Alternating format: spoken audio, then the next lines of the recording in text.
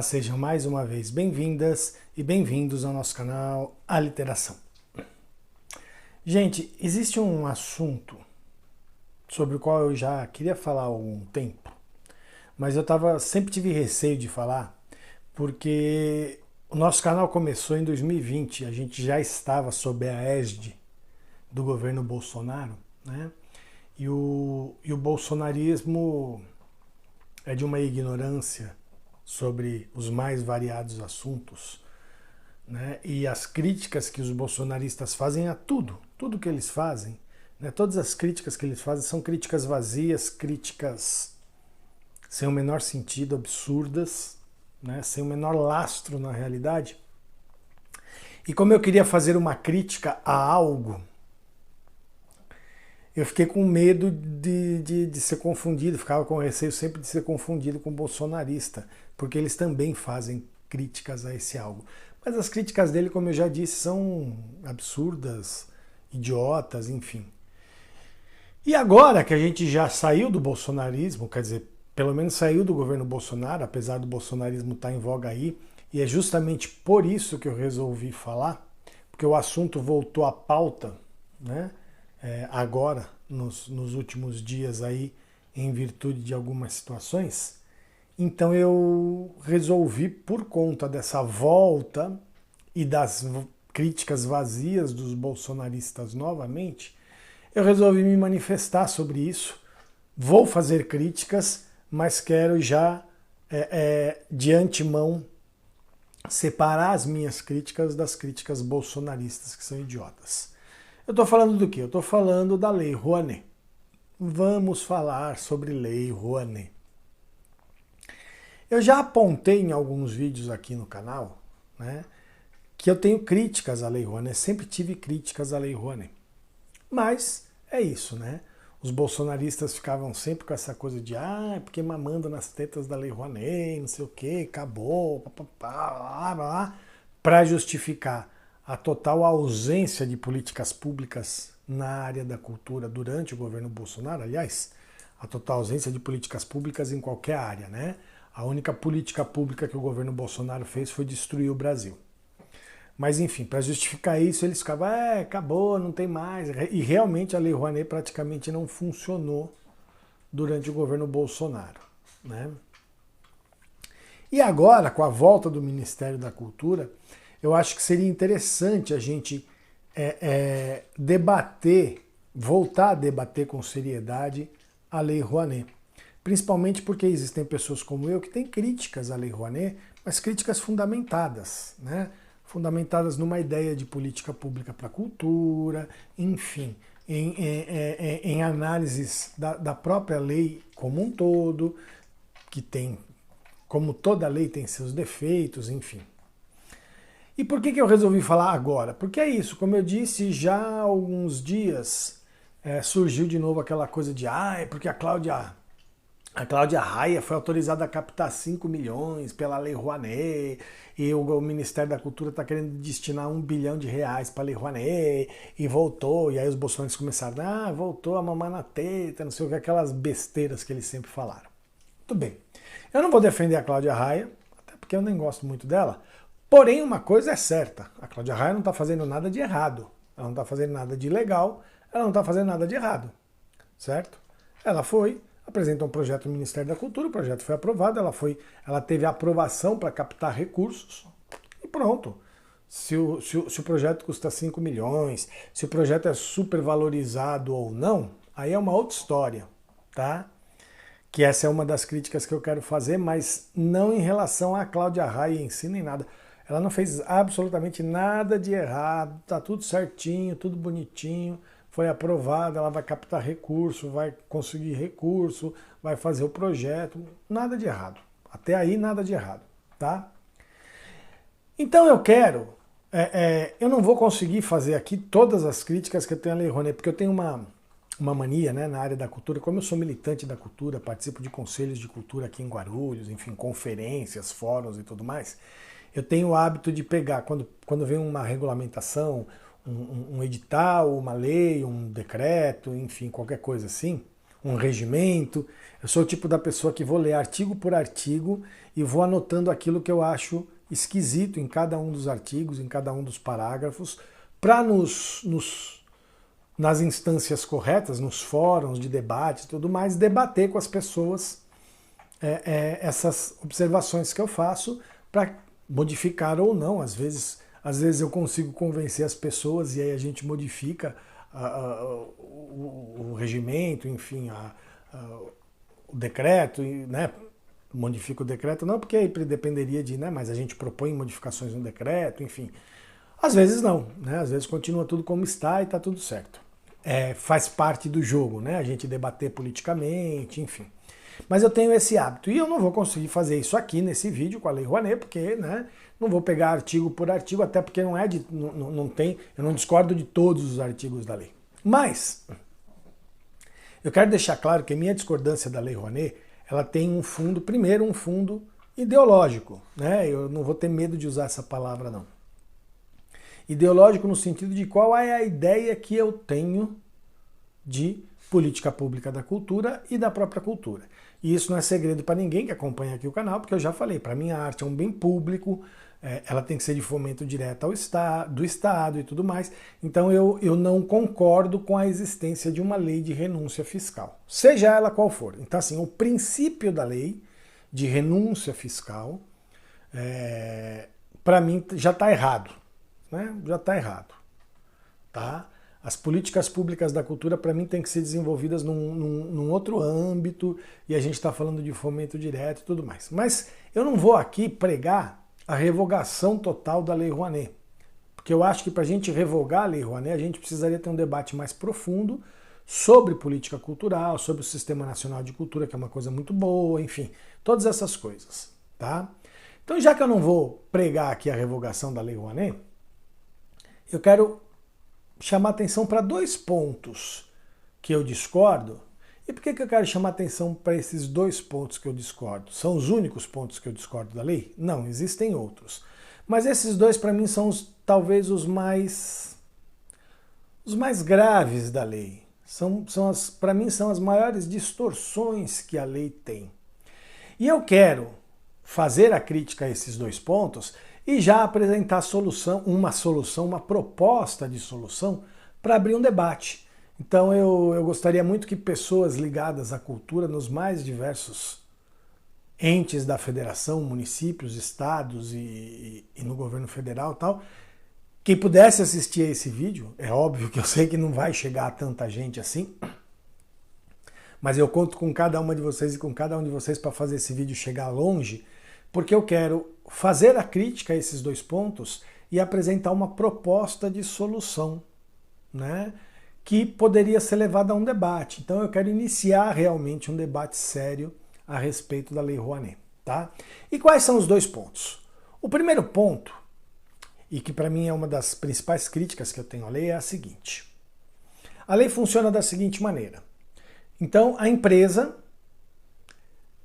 investe em algum projeto cultural, então vamos retroceder mais, né? O produtor cultural, então sou produtor cultural, eu vou lá, elaboro um projeto, apresento no Ministério da Cultura esse projeto, né, dentro de algumas diretrizes, e uma comissão dentro do Ministério da Cultura aprova ou não o meu projeto. O meu projeto sendo aprovado, e não é muito difícil, tá, gente? Basta o seu projeto estar bem construído, bem coerente, você não ter nenhum tipo de incoerência.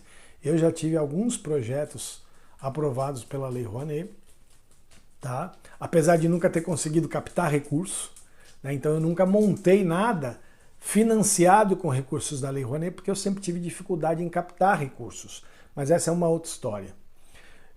Mas eu já tive projetos aprovados na Lei Rouanet. Então, assim, não é muito difícil, tá? Tudo estando coerente, bonitinho, certinho, dentro da legalidade, a comissão lá do Ministério da Cultura aprova o projeto. Muito bem, ela aprovou o projeto, você recebe autorização para captar recursos junto às empresas, né? Existe também de pessoas físicas, tal, mas eu não vou entrar nesse mérito da pessoa física, tá? Das empresas. Aí a empresa vai lá, investe no seu projeto, e ela pode renunciar, ou seja, ela pode deduzir isso do seu imposto de renda dentro do limite de 4%. Tá? Então, até 4% do imposto devido, ela pode... Então, por exemplo, vamos pensar numa empresa grande como, sei lá, um banco, uma empresa como a Ambev, a Petrobras, enfim, empresas grandes. Que o imposto de renda dessas empresas deve ser da ordem dos bilhões de reais. Né? Ela tem um projeto de 2 milhões, isso aí se encaixa dentro dos 4% que ela tem direito à renúncia fiscal, né? A deduzir do imposto de renda. Então é óbvio que nenhuma empresa vai investir num projeto onde ela, não, eu vou investir 1 milhão, mas eu só vou poder deduzir 100 mil. Não. Se ela só pode deduzir 100 mil, ela vai investir 100 mil. Se ela só pode deduzir 50 mil, ela vai investir 50 mil. Se ela pode deduzir 5 milhões, ela vai investir 5 milhões. Então, é assim que a coisa funciona na prática, tá? Nenhuma empresa dá dinheiro próprio, né? Ela vai dar o dinheiro que ela vai poder deduzir do imposto de renda depois. Tá? Por isso que é lei de renúncia fiscal. O Estado renuncia a determinada parte do imposto dessas empresas. E a empresa vai lá e investe no projeto cultural. Muito bem. Qual é uma das minhas críticas, talvez a crítica mais importante a respeito da Lei Rouanet? Se a empresa investe um dinheiro que depois ela vai deduzir do seu imposto, ela não está investindo o dinheiro dela, ela está investindo dinheiro público. Só que aí quem escolhe aonde investir esse dinheiro é a empresa, o departamento de marketing da empresa. Eu já tive reuniões com departamentos de marketing de empresas, enfim, diretor de marketing ou dono da empresa, dependendo do tamanho da empresa, é departamento de marketing, diretor de marketing, dono da empresa, presidente da empresa, CEO, enfim, não importa. A empresa é que define para onde vai o recurso, para qual projeto vai o recurso, certo? Só que esse dinheiro é público. Então, para mim, a grande distorção da Lei Rouanet é essa. Você dá à iniciativa privada a prerrogativa de definir as políticas culturais, ou seja, de definir quais projetos serão montados, serão produzidos, em quais regiões, tipo de projeto, quem está por trás, enfim, ela define quais projetos vão ser financiados, a iniciativa privada, só que ela faz isso utilizando recursos públicos. Então essa para mim é uma distorção. Então essa é a primeira crítica que eu quero fazer. E que não é muito difícil de você entender essa crítica. Por que dar à iniciativa privada a prerrogativa de definir quais projetos serão produzidos, uma vez que o recurso usado para a produção desse projeto é um recurso público? Qual a solução para isso? Bom, para mim a solução é a seguinte: a empresa quer renunciar? Como eu disse, eu não vou aqui pregar a revogação da Lei Rouanet, tá? Mas vamos lá. A empresa quer investir em projeto cultural? Beleza. Ela tem 5 milhões, que é o equivalente aos 4% do imposto, ela tem 50 mil, ela investe isso diretamente no Fundo Nacional de Cultura. Ela dá esse dinheiro para o Fundo Nacional de Cultura e lá depois ela deduz isso para o imposto de renda. E o Fundo Nacional de Cultura, que é um fundo ligado ao Ministério da Cultura, ele define, através dos projetos que já são aprovados, né, para onde esses recursos vão, através de editais, através de... Enfim, aí a gente pode debater qual é a melhor forma de fazer esses recursos chegarem em cada região, em cada projeto, enfim. Eu sempre sou a favor de editais. Eu acho que, apesar de todos os defeitos que os editais têm, ainda são a forma mais democrática, enfim, né? E aí, como esses editais, né, como os projetos seriam escolhidos dentro dos editais, aí também eu tenho aquela coisa de achar sempre que tem que ser um conselho paritário, de pessoas do poder público e pessoas da sociedade civil, enfim. Mas aí é uma outra história. Eu quero me pegar nesse mecanismo. Então, ao invés da empresa investir diretamente num projeto e ela definir em qual projeto ela vai investir, ela não define nada. Ela bota dinheiro no Fundo Nacional de Cultura, tá certo? E lá na frente ela vai deduzir esse dinheiro do imposto de renda, e depois o Ministério da Cultura, através de editais, através de conselhos e tudo mais, define para que projetos esse dinheiro vai. É simples assim. Ah, mas aí a empresa não vai querer investir. Então vamos fazer eu vou até fazer uma proposta mais conciliatória, né? A empresa, ela pega 50% do que ela quer investir em cultura e investe diretamente no fundo. E os outros 50% ela investe em projetos que ela queira investir. Pronto. Talvez isso seja uma proposta conciliatória, enfim, né, para a gente sentar e debater. Tá? 50% lá, 50% cá. Você tira um pouco, você não tira totalmente a prerrogativa da iniciativa privada de definir as políticas públicas, mas tira um pouco. Aí existe um problema na minha proposta, tanto na primeira mais radical, quanto na segunda mais conciliatória. Os projetos, as diferentes linguagens artísticas têm características muito diferentes, né? Então, assim, um projeto, por exemplo, de cinema, ele tem um custo maior na produção e um custo menor na manutenção, na pós-produção. Porque depois do filme pronto é uma questão de distribuição, claro, tem um custo, a divulgação e tudo mais, mas o grande custo do projeto está na produção. Já um espetáculo de teatro, ele tem um custo mais diluído, né? Ele tem um custo mais diluído no seu período de realização, porque ele também tem um custo um pouco maior na produção, porque tem a produção do espetáculo e tudo mais, mas depois tem que manter o pagamento dos atores, enfim, não é só a divulgação, né? Então, assim, é uma outra realidade.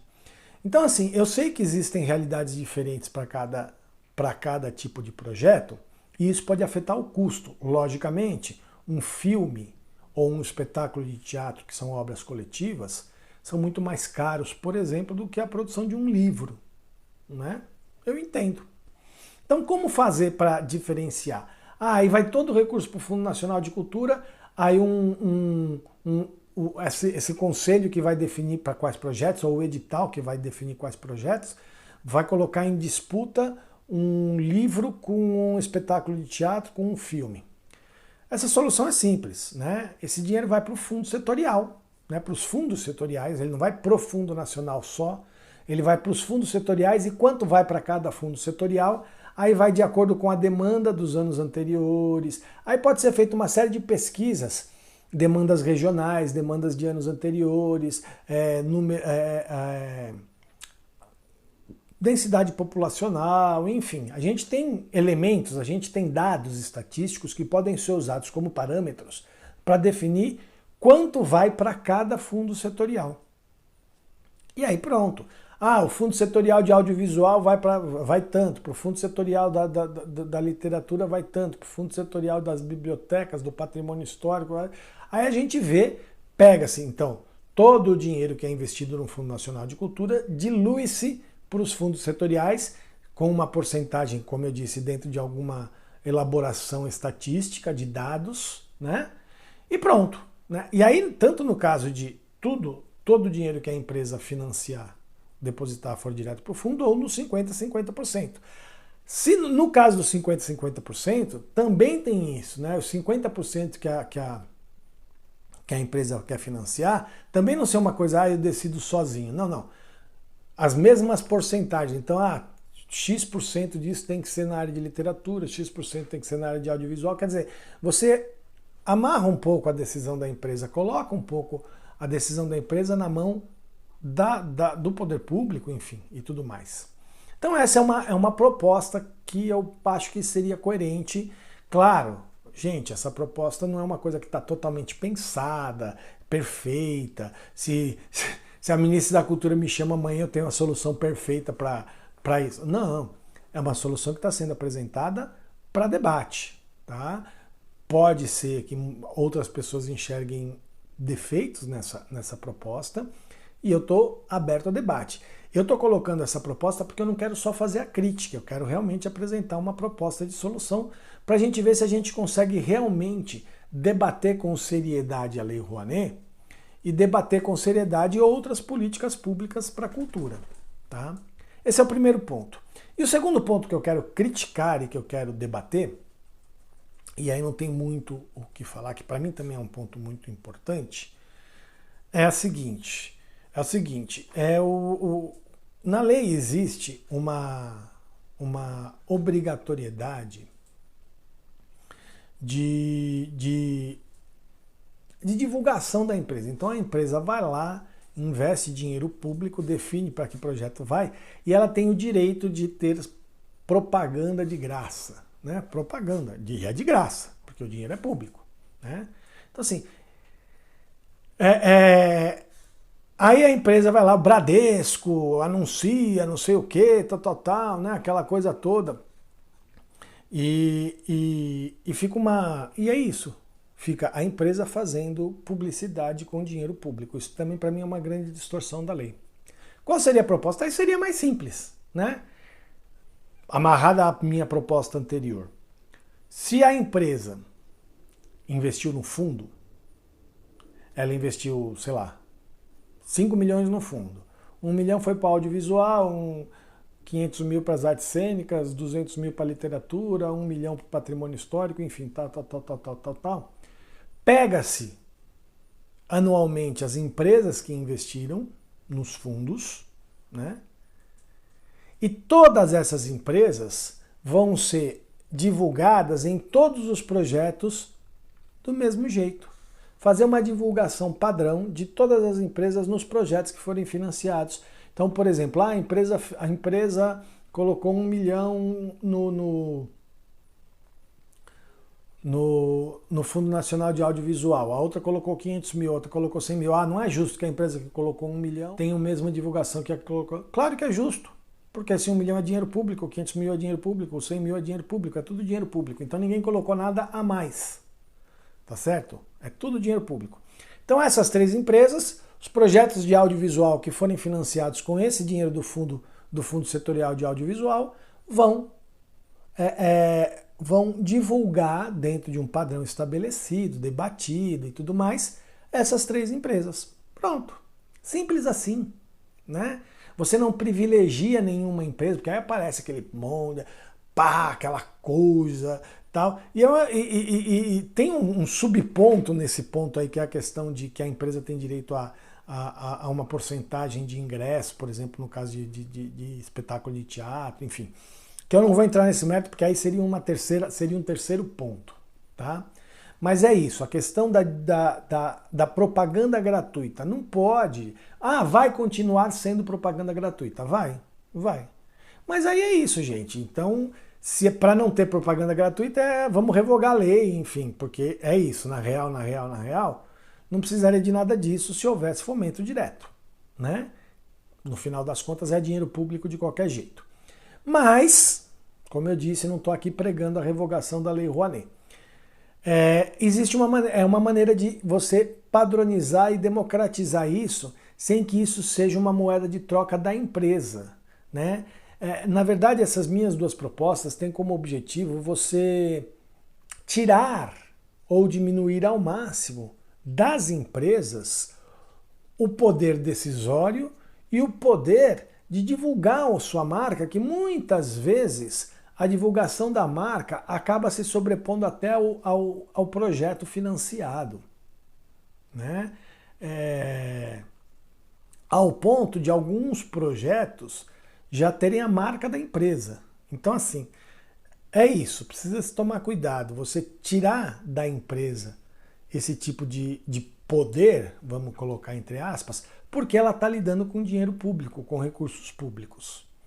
Enfim, essas são as 2 propostas. Existem outra questão dos conselhos, dos editais, a questão da porcentagem que tem direito que o patrocinador tem direito a utilizar do produto cultural, a própria ideia de produto cultural, as questões de regionalismos, né? Quer dizer, os recursos para as diversas regiões. Tem uma série de coisas que a gente poderia debater, tá? Eu quis trazer esses dois pontos, primeiro para o vídeo não ficar muito longo, porque ele já está longo, né?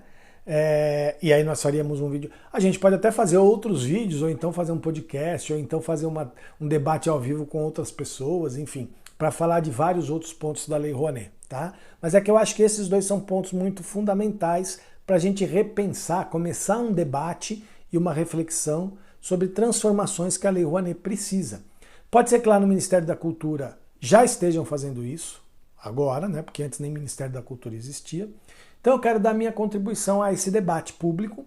Acho que esse debate tem que ser público, tem que ser feito nos entes federativos, nos conselhos municipais de cultura, nos conselhos estaduais de cultura, enfim. A gente tem uma coisa, como eu disse, a gente tem uma coisa um ganho muito significativo, que é o Sistema Nacional de Cultura, que funciona mais ou menos como o SUS, tá, gente? Mas aí é um outro debate também, tá? Então acho que dentro dos entes desse Sistema Nacional de Cultura isso precisa ser debatido para além do Ministério da Cultura. E eu estou dando a minha pequena contribuição ao debate. Como eu disse, eu gostaria que esse vídeo chegasse em todas as instâncias de poder, enfim, da cultura, para a gente poder realmente fazer um debate sério e profundo sobre a Lei Rouanet, para daí, a partir do debate da Lei Rouanet, a gente realmente debater políticas públicas para a cultura, aproveitando que agora a gente tem um Ministério da Cultura, que quem está à frente do Ministério da Cultura é uma figura importante para o cenário cultural brasileiro, não só como artista, mas como militante, né, como ativista da cultura, né, porque a Margareth Menezes ela é mais do que uma cantora, ela é uma artista, mas ela está lá como militante e como ativista da cultura, né, como uma pessoa que reflete sobre cultura, enfim, que pensa políticas públicas para a cultura, enfim. Né? Então é mais do que uma artista, é mais do que a artista. A importância da Margareth Menezes do Ministério da Cultura é maior do que a importância dela como artista, vai para além da importância dela como artista. Então acho que esse é o momento para a gente começar a lançar esses debates. Tá? E como explodiu de novo de maneira idiota e imbecil por conta dos bolsonaristas que são vazios de ideias, né? Que eles não conseguem debater nenhum assunto com profundidade, como voltou à tona essa coisa da Lei Rouanet por causa do negócio da Cláudia Raia, então eu acho que seria interessante nós começarmos o debate pela Lei Rouanet, propondo realmente transformações na lei que precisam ser feitas, mas propondo de maneira séria, gente, de maneira profunda, de maneira argumentada, né, de maneira fundamentada, tá? A gente pode discordar, tem gente que pode discordar de todas essas minhas posições, mas vamos colocar argumentos, vamos debater. Eu trouxe aqui os argumentos para por que eu defendo, por exemplo, que o dinheiro não saia diretamente da empresa para o produtor cultural, enfim. Eu estou colocando os argumentos das coisas que eu estou criticando e propondo. É assim que o debate acontece, tá bom? É isso, gente. Eu gostaria de saber o que cada uma de vocês e o que cada um de vocês acha disso. Coloquem aí nos comentários se vocês concordam, se vocês discordam. Também o debate pode ser feito aqui, né, nos comentários do vídeo. Vamos abrir o debate público mesmo. Vamos fazer esse vídeo chegar ao máximo de pessoas possível para que a gente possa ampliar esse debate de maneira coerente e argumentada e inteligente, né, porque o debate tem que ser sempre inteligente, né, com ideias coerentes, enfim, tudo mais, tá bom? E peço a vocês mais uma vez que se inscrevam no canal, compartilhem o vídeo, comentem, curtam, enfim.